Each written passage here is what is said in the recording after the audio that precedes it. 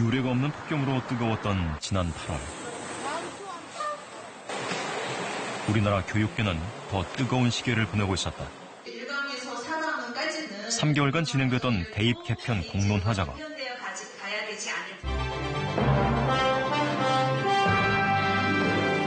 현재 20%가량인 수능 전형을 40% 이상 확대하자는 안과 수능 과목을 모두 절대평가로 바꾸자는 안은 거의 반대에 가깝습니다. 그런데 공론화를 거쳐 시민들의 의견을 물었더니 두 가지 안에 대한 지지도가 나란히 높게 나왔습니다.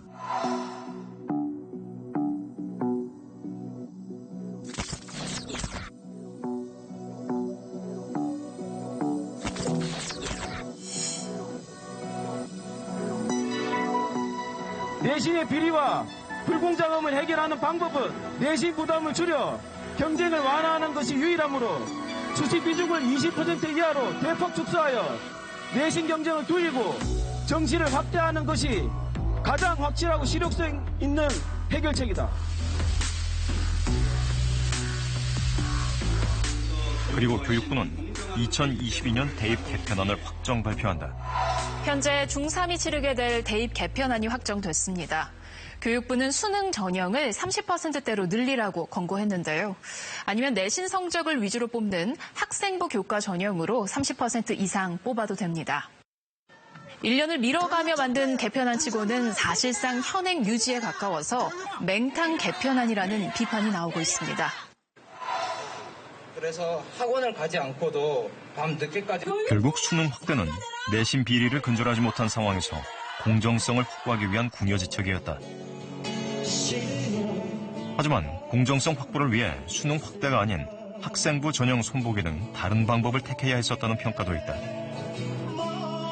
지금 각국은 어떻게 하면 학교를 혁신할 것인가, 교육을 혁신할 것인가 노력하고 있습니다. 그러나 국가는 수능 중심의 체제로 모든 것을 바꾸겠다고 하고 지금 우리 아이들을 다 퇴보의 길로 빠뜨리고 있습니다.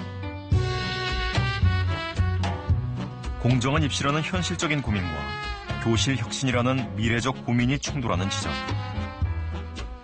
그래서 2022년 대입 개편안은 올 한 해 우리나라 교육계의 뜨거운 감자였다. 개편안이 확정된 지금 대한민국 미래 교육의 미래를 묻는 질문은 그래서 자연스럽다.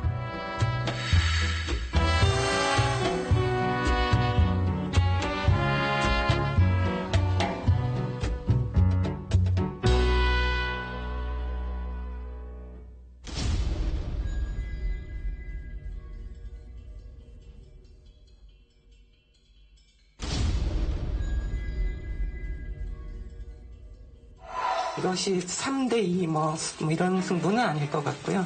한 판을 지느냐, 5대0이냐, 4대1이냐 뭐 이런 정도의 승부로 지금 예측하고 있습니다.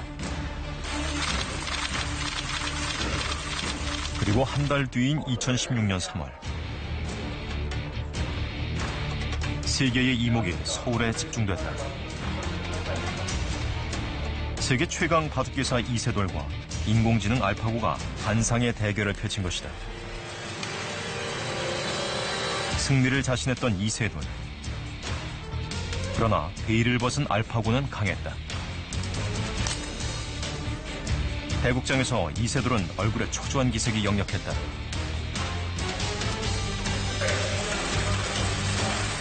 놀랬던 아들을 충분히 놀랬고요. 할 말이 없을 정도가 아닌가 싶습니다. 오늘 바둑은 그냥 내 영상으로 보면 정말 완패였고요. 처음부터 한순간도 제가 앞섰다 이런 적이 한 번도 없었던 것 같습니다.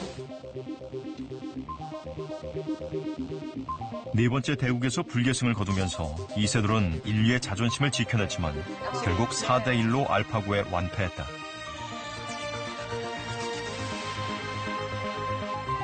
충격적인 알파고의 대승은 인공지능으로 대변되는 4차 산업혁명 시대가 우리에게 이미 다가왔다는 것을 의미했다. 24시간 쉬지 않고 돌아가는 로봇 바리스타가 커피를 만들어 제공하고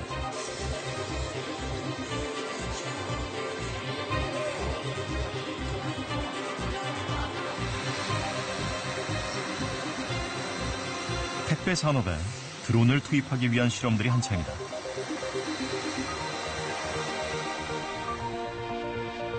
무인 승용차에 이어 무인 트럭 시대도 곧 실현될 전망이다.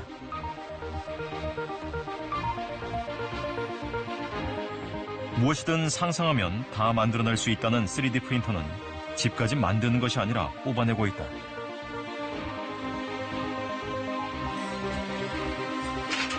인간의 노동을 대체하고 있는 산업용 로봇은 보다 폭넓은 산업 현장에 도입될 예정이다.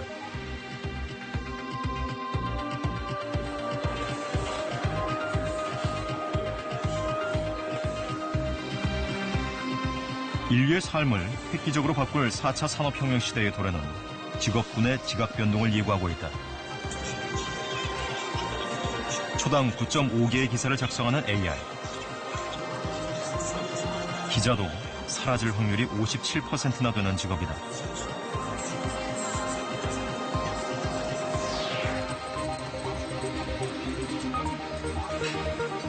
지난 2016년 제46차 다보스 포럼에서는 4차 산업혁명에 따른 미래 일자리 변화 전망 보고서가 발표됐다. 2020년까지 세계적으로 717만 개 일자리가 사라진다고 전망했다.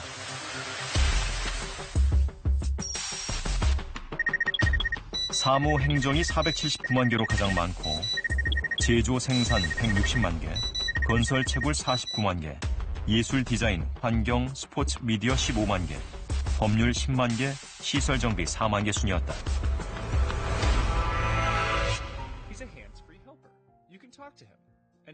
보고서는 특히 7살 이하 어린이의 65%가 기존에 없는 새로운 직업을 갖게 될 것이라고 전망했다. 이른바 화이트 칼라나 블루 칼라가 아닌 뉴 칼라다. 2053년이 되면 외과 의사가 하는 일을 대신할 수 있을 것이다. 그 다음에 향후 45년 이내에 인간이 하는 일의 50% 정도를 AI가 담당할 것이다. 그 다음에 향후 120년 내에는 인간이 하는 모든 일을 대신할 수 있다고 그랬습니다.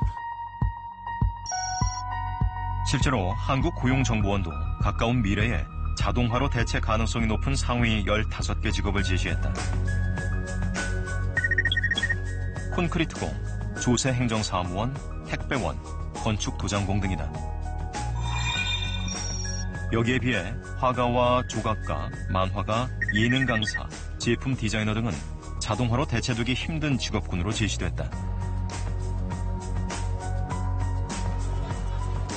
결국 인간의 창의성을 기반으로 하는 직업들이 각광을 받는 모습이다. 4차 산업혁명 시대는 암기를 하거나 정답을 맞추는 인재는 더 이상 요구하지 않습니다. 다 AI가 다 할 수 있기 때문이죠. 오히려 문제를 제기할 줄 알아야 되고요. 그거를 풀 줄 아는, 해결할 줄 아는 해결 역량이 있어야 됩니다.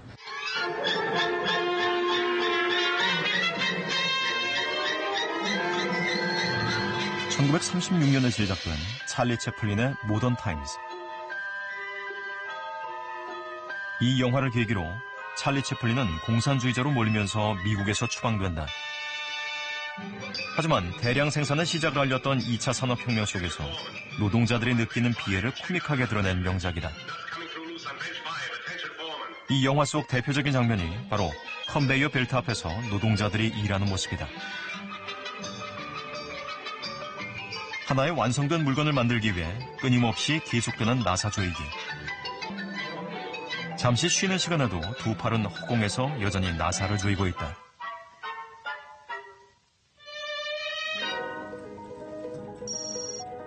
이런 대량 생산 시대에 적합한 교육 모델이 바로 프로이센 교육 모델이라고 한다.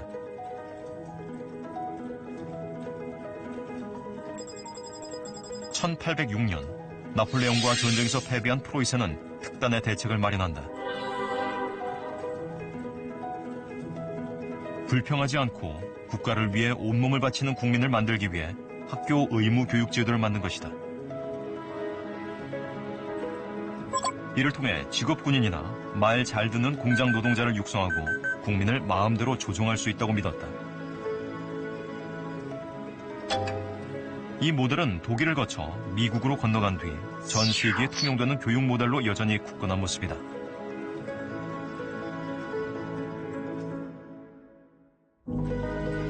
후기 프로이센 교육이 추구하는 가치는 세월에 따라 지역에 따라 다양하게 바뀌었다.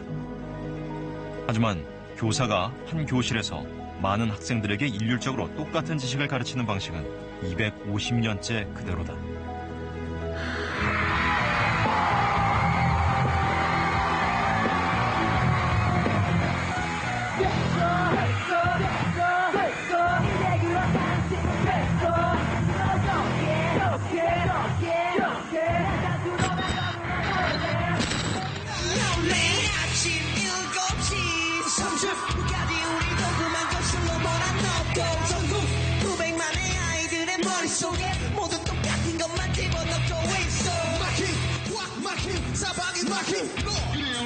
지난 1994년 서태지와 아이들이 불렀던 교실 이데아는 2016년 방탄소년단이 불렀을 때도 낯설지 않은 이유는 무엇일까?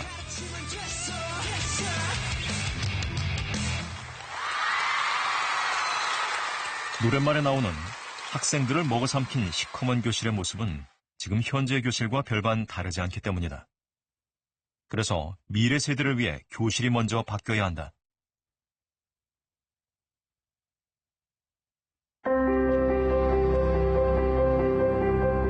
수학 있잖아요. 도대체 어디다 써먹는 거야? 솔직히 공부 좋아하는 애들이 어딨어요. 그냥 시험 치려고 하는 거지.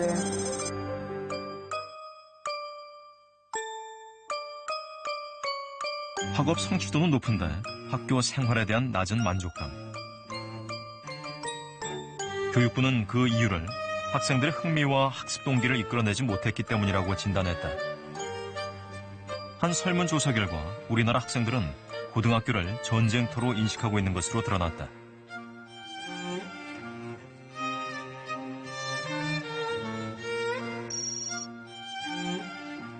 한국과 미국, 중국, 일본 등 각국 대학생 1000명에게 고등학교 이미지를 조사해보니 한국 대학생들은 80% 넘게 사활을 건 전장이라고 답했다. 40%대의 미국과 중국, 13% 정도의 일본과 큰 차이를 보였다.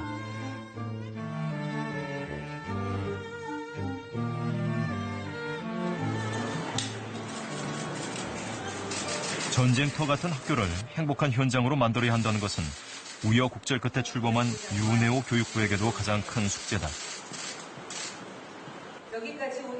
유 장관은 취임 일성으로 미래 교육으로의 시급한 전환을 이야기했다. 저는 혼신의 힘을 이제 우리 교육의 패러다임은 바뀌어야 합니다. 우리 아이들은 새로운 삶, 다양한 삶을 추구하고 교육은 개인의 선택과 성장을 지원해야 합니다. 협력과 공존의 교육으로 학생 성장 중심 교육으로 개인의 소질과 적성을 찾을 수 있는 개별화 교육으로 바꿔야 하고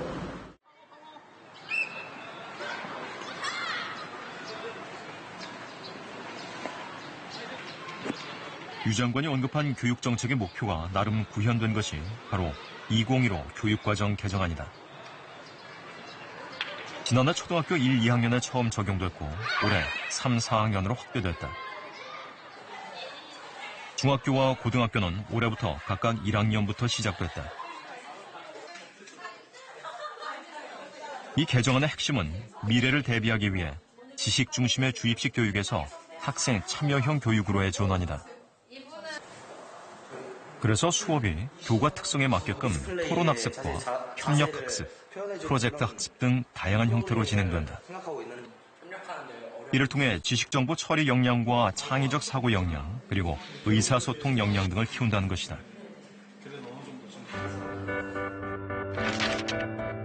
(2015) 교육과정에서 적시된 핵심 역량은 4개월 뒤 2016년 1월 다보스 포럼에서 제시된 미래 인재형에 필요한 역량과 매우 흡사하다.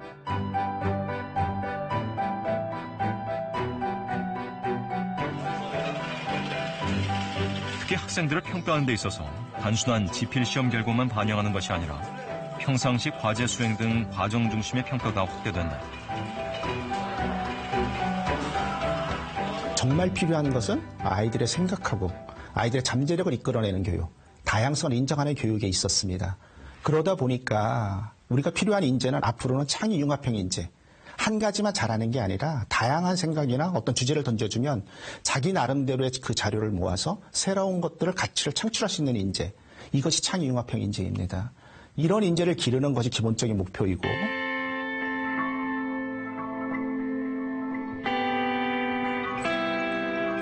중학교 1학년을 자유학년제로 정했다. 이 기간 동안은 시험이 없다. 그래서 학생 스스로가 시험이라는 부담에서 벗어나 흥미를 느끼는 분야를 동아리 활동 등을 통해 충분히 접해볼 수도 있다. 미래 인재의 필수인 소프트웨어 교육과 코딩 교육도 강화된다. 또 태블릿과 인터넷을 활용한 수업을 위해 학교마다 무선 인터넷망이 설치되고 있다. 이를 위한 교사 연수도 끊임없이 진행 중이다. 이런저런 이른바 미래 교육을 위해 연간 2조 원을 투자하고 있다. 표면적으로는 이미 우리 교육 현장에서도 미래 인재를 육성하기 위한 미래 교육은 시작된 것이다.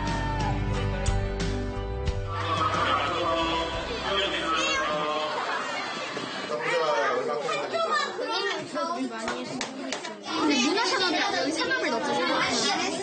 예술의 전당 같은 것도 문화, 예술의 전당 미술관도 다 문화산업에 그리고 거기서 서울의 한 초등학교 사회과목 시간. 그런 판매나 이런 서비스 활동. 이날 수업은 도시와 촌락의 차이를 서로 비교해보는 시간이다. 이렇게 들어가서 산책을 하고. 도시의 특징이나 아니면 촌락의 모습을 살린 그림이 그려가지고 여기에 넣고 있는데 도시의 모습이랑 촌락의 모습이 많이 다르니까 이제 여러 가지 그림을 그려야지 비교하기 훨씬 쉬운 것 같아요. 빨리 야, 나 뭐 그리면 돼, 근데? 지금 그림 모둠별로 진행되는 수업의 필수적인 도구가 바로 태블릿이다. 평소에 제인이답게. 아이들은 이 태블릿을 통해 자료를 찾고 정리하고 또 기록한다. 이 과정에서 교사의 역할은 철저히 관찰자 또는 보조자 역할에 머문다. 직접적인 내용에 대한 언급보다는 학생 스스로가 학습한 내용을 표현하거나 정리하는 방법에 대한 조언이 더 많다. 그렇지. 이건 우리가 도시에만 살아갖고 촌락의 모습을 잘 모르지, 그치? 네. 그래서 사진을 보고 따라 그리는 방법도 좋은 방법인 것 같아. 학생들에게 무엇인가를 집어넣는 것이 아니라 학생들이 스스로 무엇인가를 끄집어낼 수 있도록 도와주고 있다. 예전 같으면 선생님이 티처라는 이름으로 티칭을 했다고 한다면 지금은 아이들에게 코칭을 하는 역할, 도와주는 역할을 하는 선생님으로 변화되고 있다고 하는 거죠. 결국은 지식이라는 것이 꼭 외워야만 되는 게 아니라 결국은 지금은 너무 많은 곳에 지식이 쌓여 있는데 그것을 찾아서 내 것으로 만들어주는 걸 가르쳐주는 게 요즘 아이들에게도 맞는 게 아닐까. 안녕하세요. 저희는 이어지는 모둠별 발표 시간. 발표 자료를 만들면서 난상 토론장이 됐던 교실의 분위기와는 사뭇 다르다. 또한 좁은 지역을 효율적으로 이용하기 위해 집약적인 토지 이용이 나타나며 고층 건물이 많습니다. 생활 편의시설과 다양한 기능이 도시에 집중되어 있어 발표를 하지 않은 아이들도 다른 모둠 발표에 매우 집중한다. 이 과정에서도 교사는 관찰자의 역할을 수행할 뿐이다. 네, 보니까 위키피디아에서 그대로 복사한 것들이 몇 개가 그대로 보이죠? 선생님이 뭐라 그랬어요? 정리를 안 했어, 정리. 이 다음 거 봐. 예. 정리 안 하고. 자, 들어가세요. 박수! 잘했어요.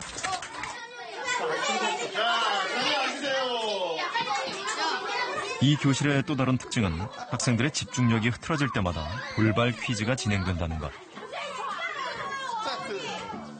교사가 퀴즈를 내고 학생들이 손을 들어서 맞추는 방식은 물론 아니다. 도시와 촌락에 대한 필수적인 지식으로 만든 문제들이 반복적으로 태블릿에 올라오고 학생들은 이를 푼다. 방금 자신들이 공부했던 것을 문제풀이를 통해 정리를 하는 셈이다. 이 재능을 지휘하고는 거의 모든 과목에 이런 퀴즈 배틀이 가능하다고 한다. 아이들에게 가장 인기 있는 퀴즈 배틀은 바로 영어 단어 퀴즈 배틀. 전국 퀴즈 배틀을 한번 또 영어로 전국 1등을 목표로 한번 해보자. 준비! 교실에 있는 아이들 모두가 프로그램에 등록하게 되면 게임 배틀은 시작된다. 초등학교 필수 영어 단어 700개가 계속 돌아가면서 문제로 제시된다.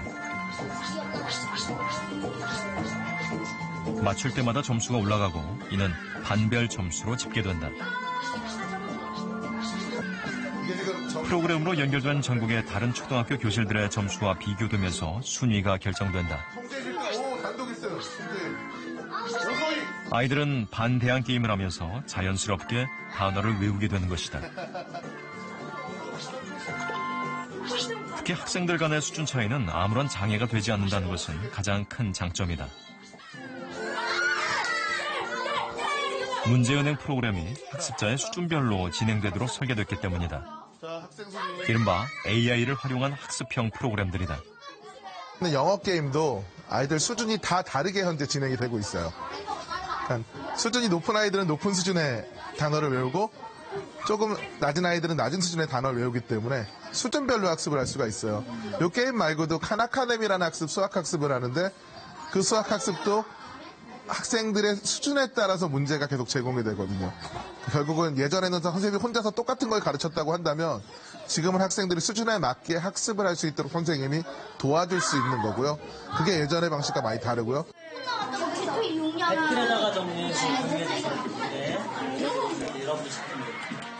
이 학교의 수업을 2시간 참관하는 동안 아이들은 모든 과정에 적극적으로 참여하는 것을 확인했다. 그리고 이 과정에서 태블릿은 백과사전이 됐다가 공책 또는 연필이 됐다가 스케치북이 되는 팔방미인 역할을 했다. 이걸 사용하다 보니까 공부도 더 재밌게 할 수 있고 디지털 교과서를 사용함으로써 많은 실험과 재밌는 활동을 태블릿으로 할 수 있어서 좋아요. 더군다나 수업 중에 학생들이 만든 결과물들은 고스란히 축적된다. 또한 이 모든 것은 부모들에게 공유되면서 학교 교육에 대한 신뢰감을 높이고 있다고 한다. 하지만 아쉽게도 모든 초등학교가 이 교실과 같은 것은 아니다. 이런 수업이 가능하기 위한 와이파이가 현재 보급되고는 있지만 2016년 기준으로 무선 인터넷이 가능한 교실이 전국의 18.9%에 불과하다. 아직 가야 할 길이 먼 것이 현실이다.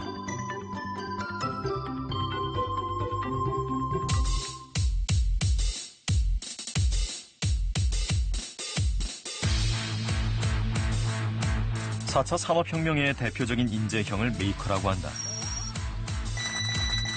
만드는 사람, 단 조건이 있다. 자신의 아이디어를 창의적으로 만들어야 한다.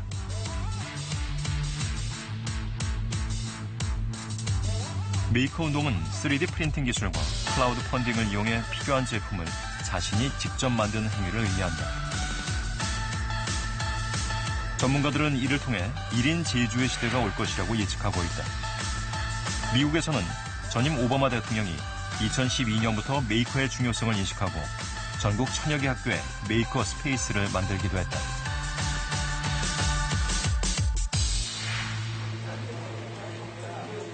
이름이 어떻게 돼요? 여러분들이 올린 영상들을 제가 다 보고 오늘 여기까지 온 거 먼저 축하드립니다.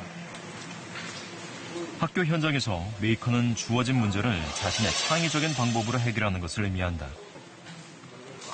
그래서 우리나라도 최근 메이커를 육성하기 위한 갖가지 대회가 열리고 있다. 올해는 처음으로 교육부 주최로 열린 메이커 대회도 등장했다. 메이커 활동은 문제 해결 능력을 높이는 가장 좋은 활동입니다. 근데 미래에는 바로 그러한 문제 해결 능력이 높은 사람이 바로 미래 인재라고 저희 보기 때문에 본 메이커스 활동을 확장하는 것이 가장 좋은 미래 인재를 키우는 것이라고 볼 수 있습니다.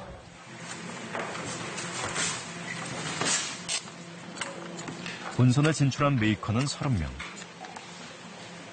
대부분 초등학교 고학년들과 중학교 1학년생들이다.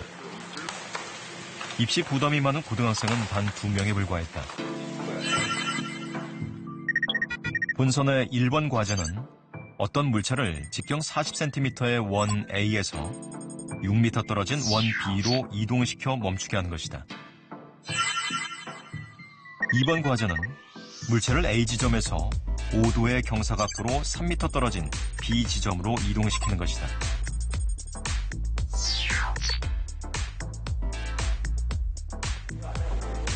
입장하면서 받았던 재료만을 가지고 과제를 수행해야 한다.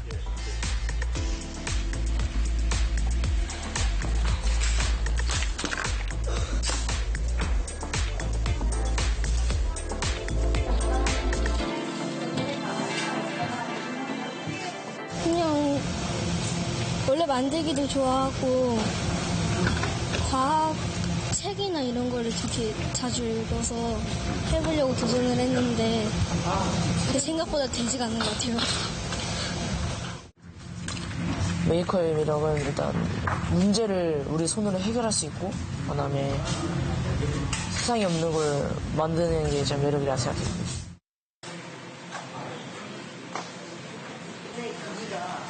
시간이 가면서 참가자들은 실패를 통해 자신의 아이디어를 점차 구체화시키고 있었다.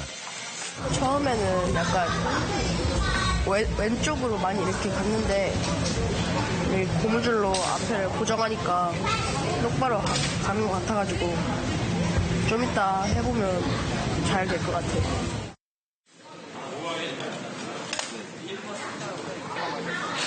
주어진 5시간이 지났고 시연에 앞선 심사위원 면접 시간. 아이디어의 참신성을 평가받는 시간이다. 이것이 원리는 고무줄의 탄성을 이용하는데 이 고무줄의 탄성을 이용하여 당겼을 때 뒤로 갔다가 탄성을 이용하여 앞으로 가는 힘으로 이 스팅건을 나갑니다. 그리고 가장 중요한 순간인 시연 시간. 참가자나 심사위원이나 모두 긴장되는 순간이다.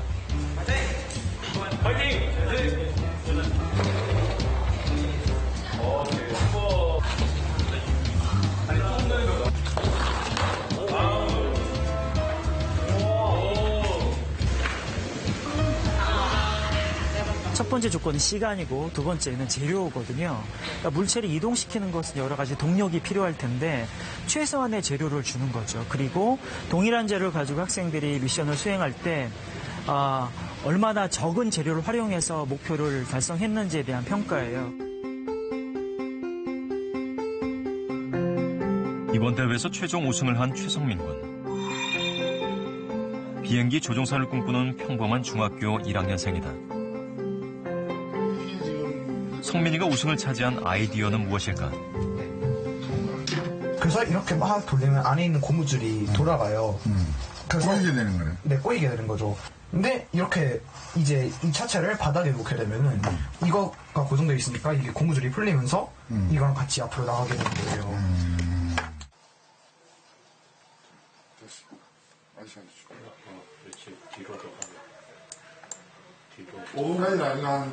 다른 참가자들이 대부분 자동차 형태를 유지한 것에 비해 실패 모양의 성민이의 작품은 매우 신선했다는 평가였다. 메이커를 중학교에서 처음 접한 것이 오히려 성민이에게 창의적인 생각을 할 수 있게 된 것은 아닐까. 메이커 관련해서는 경험해본 적이 많이 없지만 이번에 확실히 대회를 나가게 되니까 뭔가 새로운 거, 이 주어진 과제에 대해서 뭔가 새로운 거를 만들어내고 그리고 그거에 단점을 또 생각해서 그 단점을 보완하고 그런 거가 되게 재밌는 것 같아요. 이러한 메이커가 더 많이 나온다는 것은 미래형 인재에 대한 우리 사회의 인식도 바뀌어간다는 것을 의미한다.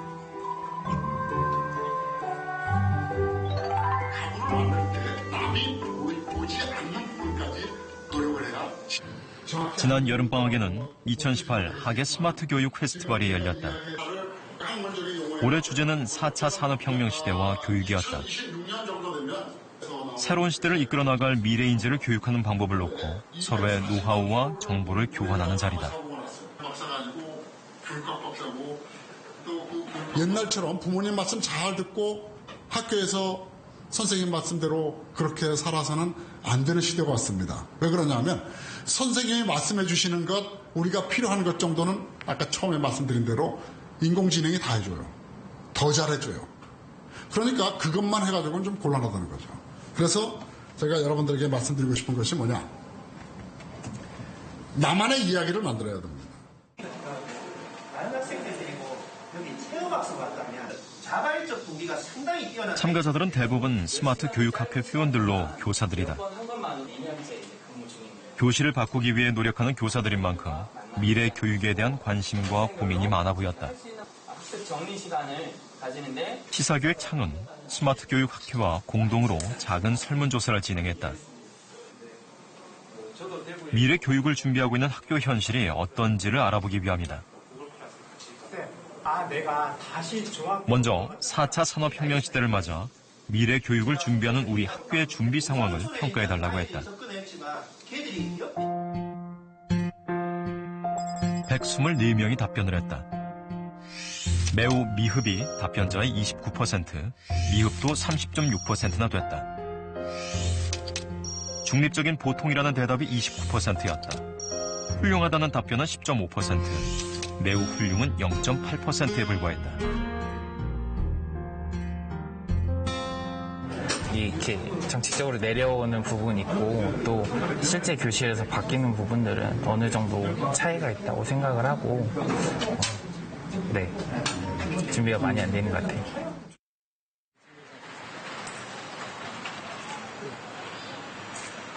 낙제점이지만 예견됐던 수치다. 미래 교육을 위해 설계된 2015 교육과정이 지난해부터서야 각 학교에 적용됐기 때문이다. 그러나 교육과정을 적용하기 전 인프라 구축도 끝내지 못한 점은 여전히 비판받을 만한 대목이다. 그렇다면 미래 교육을 대비하는 교육부의 정책 가운데 피부에 와닿는 정책을 하나씩만 말해달라고 요청했다. 122명의 교사들의 의견을 밝혔다. 무선 인프라 구축이라고 43명이 답했다. 다음으로 현재 시범 실시하고 있는 고교 학점 제도를 12명이 꼽았다.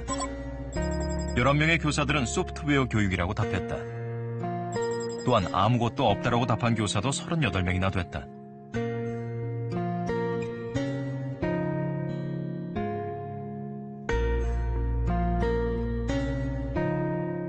교육정책 변화에 직접적인 영향을 받고 있는 교사 집단에서 아무것도 없다고 말한 대답이 두 번째로 많았다는 것 자체가 교육당국 입장에서는 아픈 대목이다.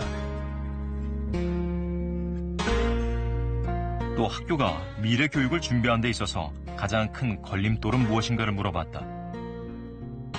학부모의 의식 변화, 교사들의 자질 부족, 학교 인프라 문제, 대학 입시 정책에 매몰된 교육 정책 등을 중복 선택할 수 있도록 했다.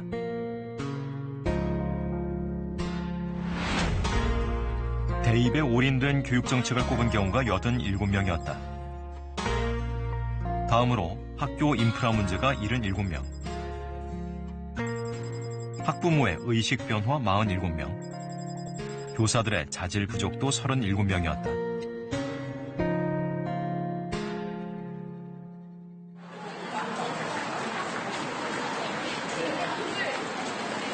교사들은 이구동성으로 초등학교를 제외하고 중학교와 고등학교는 대학 입시에 너무나 큰 영향을 받는다고 말한다. 기승전 입시라는 말이다. 그리고 교사들의 이러한 걱정은 안타깝게도 현실화됐다. 불길한 예감은 틀린 적이 없다고 했던가.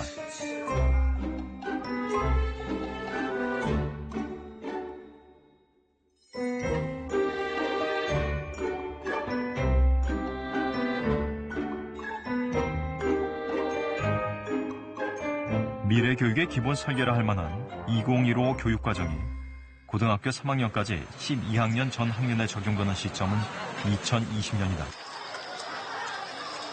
그래서 교육부는 지난 2015년 9월에 교육과정 개정안을 발표하면서 2021년 대입부터는 새로운 교육과정을 적용한 입시를 치른다는 로드맵을 발표했다. 이럴 경우 관련법에 따라 대입 개편안은 지난해 확정됐어야 했다. 그러나 수능에서 절대평가에 대한 확대 범위를 두고 결정을 내리지 못한 채 1년을 연기했다. 그리고 올해 김상곤호 교육부는 이 문제를 다시 공론화위원회에 넘겼다. 처음에 적정한 때 이를 두고 교육부가 결정 장애를 겪고 있다는 언론들의 비판이 쏟아졌다.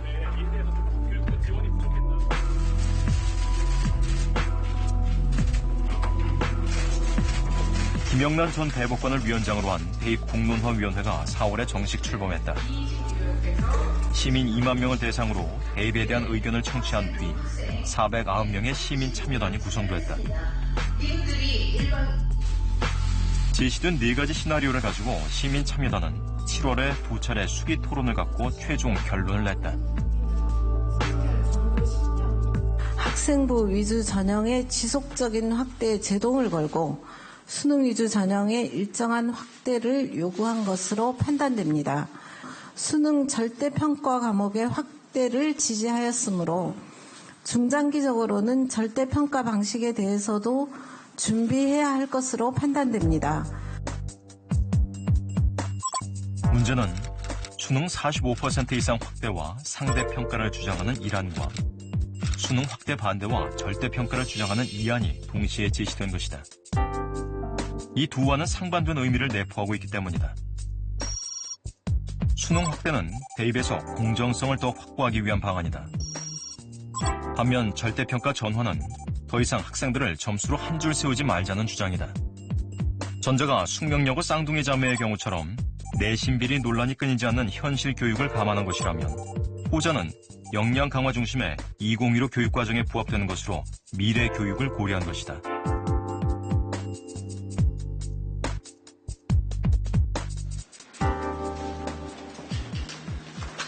공론화위원회의 결론을 전달받은 교육부는 2주 뒤에 현재 중3학년이 치르게 될 대입 전형을 확정 발표했다. 교육부는 학생들의 제도전 기회를 위해 대학들에게 수능 위주 비율을 30% 이상으로 확대하도록 권고하겠습니다. 이를 위해서 고교교육기여 대학 지원 사업을 통해 수능 확대에 적극적인 대학에 예산을 지원하는 방안도 제시했다. 또 이미 105개 학교에서 시범 운영에 들어간 고교 학점제는 전면 실시 시점을 3년 유예한 2025년으로 잡았다. 2025학년도부터 본격적인 학점제를 시행할 수 있도록 교육과정 총론을 전면 개정 고시하고 성취평가제 대입 반영을 전 과목으로 확대해 나가겠습니다. 저는 만화작가로 꿈꾸고 있습니다. 고교 학점제는 도시를 개혁하고 미래 교육을 위한 문재인 대통령의 대표적인 공약이다. 결국 이 공약은 차기 정부의 몫이 된 것이다. 일부 입시 전문가들은 2020학년 4년제 대학 정시 비율이 22.7%인 상황에서 정시 비율 30% 이상 확대는 큰 영향이 없다고 말한다. 특히 주요 대학 가운데 서울대, 고려대, 이화여대 등 3개 대학을 제외하곤 대부분의 정시 비율이 30% 정도 또는 그 이상이라는 점을 근거로 대고 있다.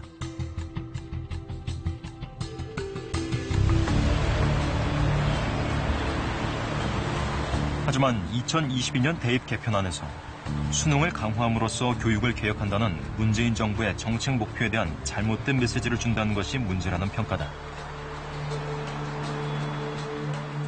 문재인 정부에서 그런 혁신교육의 흐름을 확대하기 위해서 혁신학교 확대 정책, 또 그 교실혁명을 통한 공교육 혁신 이런 부분들을 방점을 찍었기 때문에 사실 기대치가 컸던 것이 사실입니다. 그런데 이제 이번 2022 대입제도 개편안으로 정반대의 방향으로 결정이 되면서 이런 일정한 흐름의 제도적 뒷받침을 오히려 퇴행시킨 결과가 나아진 거죠. 실제로 대입 개편안이 발표된 뒤 중학교 3학년 학부모들을 상대로 한 입시 설명회는 1000명 정원에 3000명이 몰렸다고 한다. 그동안 진정되던 특목고 인기도 다시 치솟고 있다는 분석도 나온다.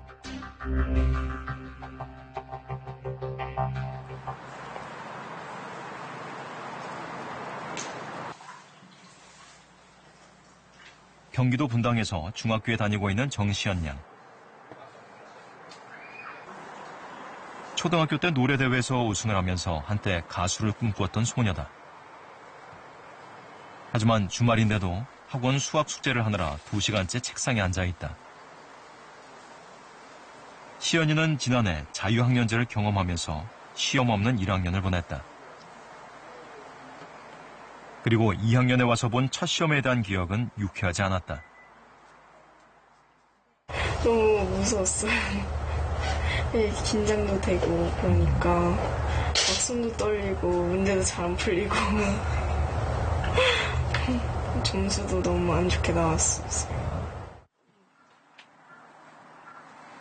초등학교 때 중간고사에서 수학 점수가 특히 낮게 나오면서 지금은 수학 학원을 열심히 다닌다고 한다. 주말에는 5시간씩 학원에서 수학 공부를 한다. 당장 이게 고등학교랑 연관도 되고 직업에도 연관이 되니까 이때 열심히 해야지 다 잘 될 수 있겠구나 하고 그렇게 생각한 것 같아요. 주말 오전, 오래간만에 갖는 가족 간의 대화. 주제도 시연이의 공부 문제다. 결국 학원 이야기다. 논술 그럼 숙제 다 했니? 언제 하냐? 내일 수학학원 갔다 와서? 그럼 주말에 이틀 동안 학원 가고 숙제하느라 시간 다 가겠다. 그러니까 놀고 싶다. 뭐 놀고 싶은데? 나 애들이랑 열도 가고 막 시내도 돌아다니고. 근데 너 친구들도 다 뭐 하고 학원 가고 그럴 거 아니야? 그치? 걔네도 시간이 안 될 거 아니야? 안 되지. 구조적인 문제.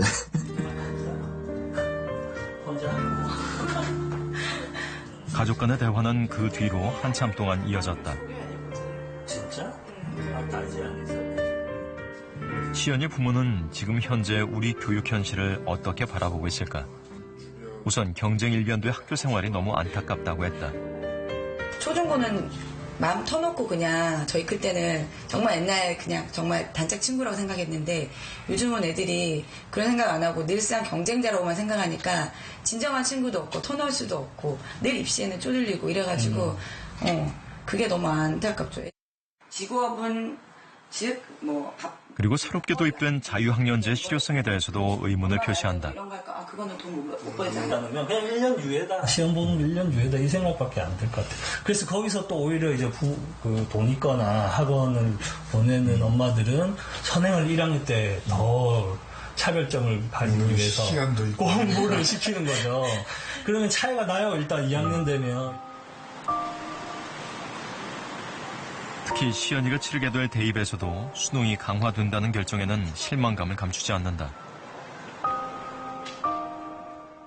1년 동안 문화적이던가 아니면 이성을 키웠던 애들도 있을 거란 말이죠. 근데 결국에는 기승전 입시니까 그 1년을 그렇게 키워봐야 나만 1년 동안 지쳐지니까 결국에는 입시 쫓았던 애들이 그게 방법이었나 하고 자괴감을 느낄 수도 있을 것 같고 이게 아니었나 하는 의문점도 들고 엄마나 아이나 다 좀 실망할 수밖에 없는 결론이 나오는 거예요.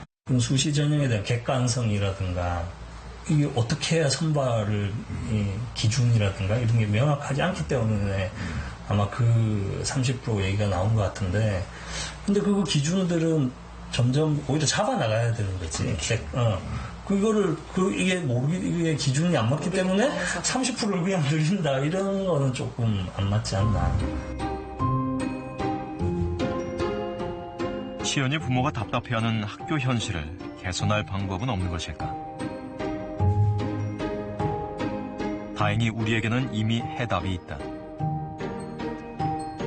바로 2015 교육과정을 성공적으로 학교 현실에 적용하는 일이다.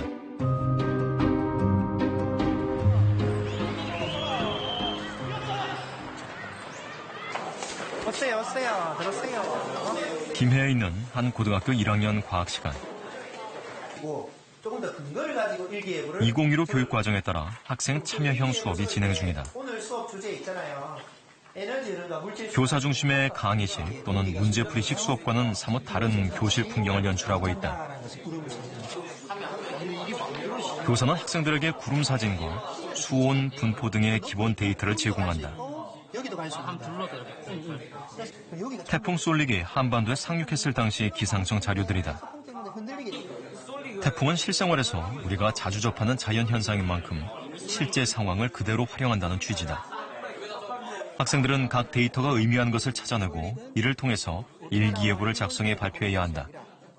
이건 태풍이 이미 만들어진 거고 이게 지금 쏠릭이다. 이게 지금 쏠릭이다. 이거 쏠릭 시마로. 그러니까 이거는 이미 만들어진 태풍이고 이거는 만들어질 태풍인가? 그렇지. 회전을 해야지 공기가 위로 수렴하겠지. 그렇지. 그러면 여기에는 태풍이 만들어질 수도 있다. 결론이 좀 처음에 붙어 있었을 경우. 중학교까지 강의식 수업만을 받아오다 참여형 수업을 하고 있는 학생들은 이런 수업 형태를 어떻게 받아들일까? 전체적인 분위기도 좋고, 네. 솔직히 애들이 많이 안 잔다는 거에서 조금 그런 게 좋다고 생각해요. 안 잔다고? 다른 수업 시간에 많이 자니? 애들이 조금 많이 자긴 하죠.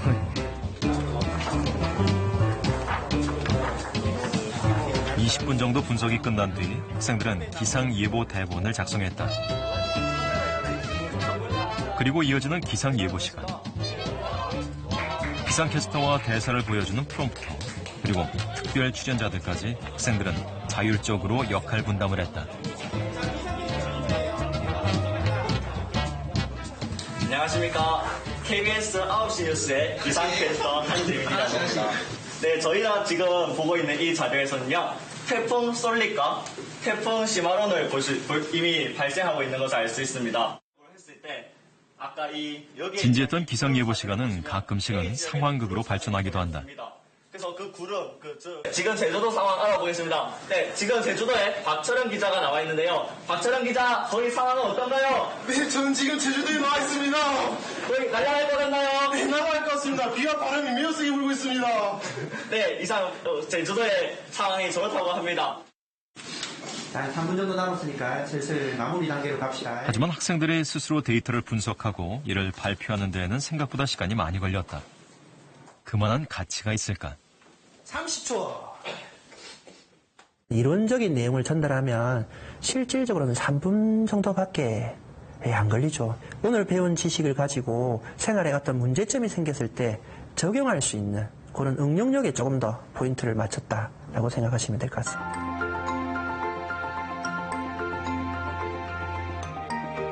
수업 중에 벌인 모든 활동은 학생들이 앞으로 맞이하게 되는 문제들을 해결하는 역량을 키우기 위한 장치라는 말이다. 잠자는 교실이 아니라 학생 스스로가 고민하는 교실. 미래 교육의 기본 전제 조건이다. 교육부에 2022년 대입안이 발표되고 난 뒤 미래 교육을 위한 갖가지 지원들이 쏟아지고 있다. 교실이 바뀌기 위해서는 믿음입니다. 믿음. 교사와 학생 간의 믿음, 그리고 사회에서 그 믿음을 아름답게 받을 수 있는 시선, 이런 것들이 되면 외부에서 개입하지 않더라도 교실 안에서 스스로 바뀌어 나가지 않을까라는 생각이 듭니다.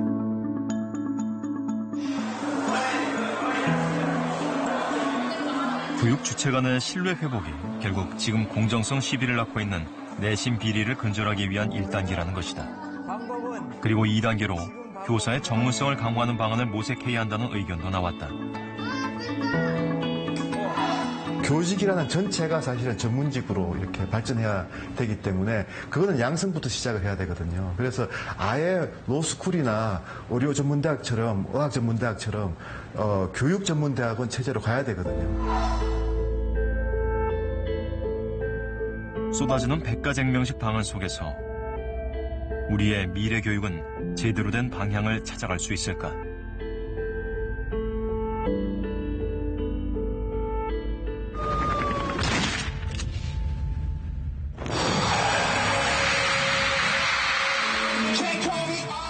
한국의 최고 아이돌 그룹이 미국 팝 시장의 심장이라 할 수 있는 뉴욕 시티필드에서 대규모 콘서트를 가졌다. 방탄소년단이 벌인 전미 투어 공연에서 좌석표 22만 장은 순식간에 매진됐다. 그들은 또 유엔에 초대받았다. And started to listen to the voices of others.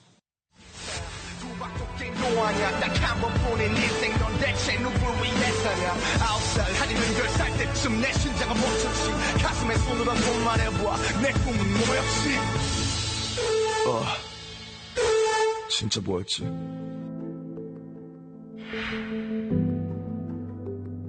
아홉 살, 10살 때부터 진정한 자신이 아닌 타인에 의해 규정된 사람으로 살았다는 고백이었다. Looking back, I think that's when I began to worry about what other people thought of me and starting seeing myself through their eyes. I stopped looking up at the night skies, the stars. I stopped daydreaming.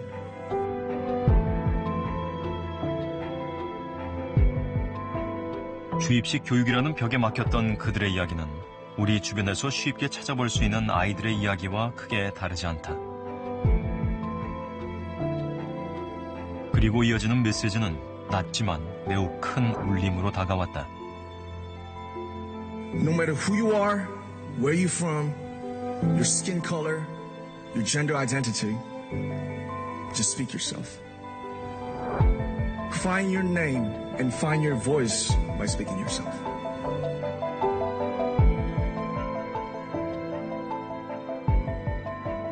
방탄소년단의 연설은 우리 사회에 미래 교육이 의미하는 것은 무엇인가라는 근본적인 질문을 던지고 있습니다. 그리고 동시에 그것은 단순히 미래 사회를 대비하는 인재 양성만은 아닐 것이라는 생각도 들게 합니다. 어쩌면 미래 교육은 아직 자기 자신을 찾지 못하고 있는 우리 아이들이 자신의 진짜 이름과 진짜 목소리를 찾아갈 수 있도록 도와주는 여정의 시작은 아닐까요? 우리 어른들이 더 이상 미룰 수 없는 그 여정 말입니다.